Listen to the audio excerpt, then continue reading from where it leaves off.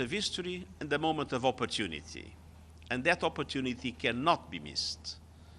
The end of more than 5 decades of brutal dictatorial rule has given rise to much hope, and we share that hope with the Syrian people, and we stand with them.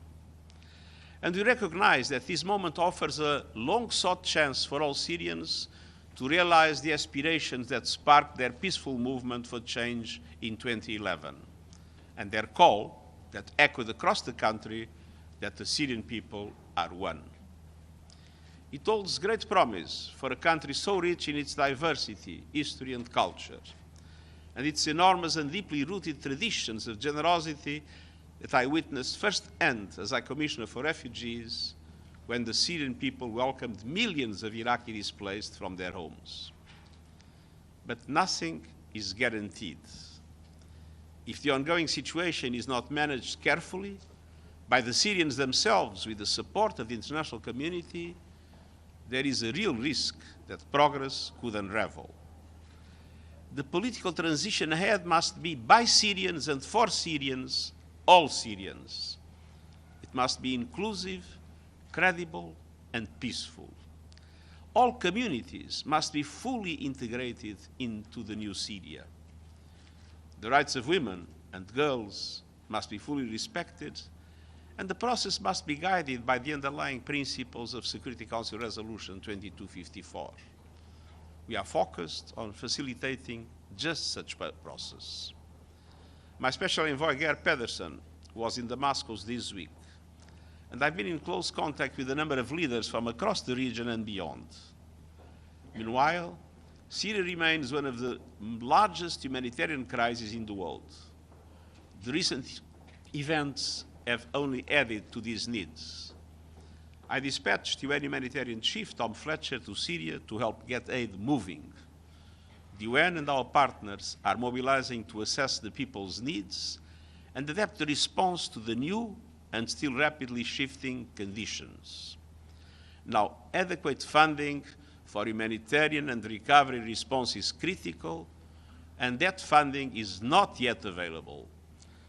And I make a strong appeal to the international community to show the generosity the Syrian people deserves in this moment and to massively support the humanitarian response in Syria.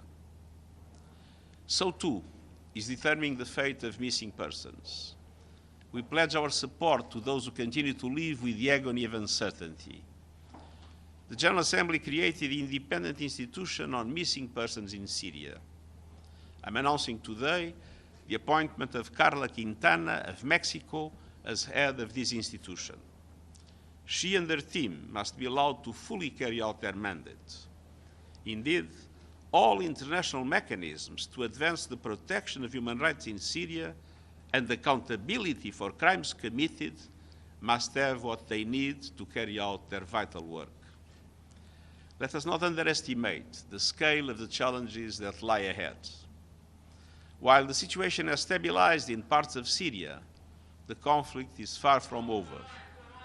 Civilians remain at risk, killed, injured, and displaced.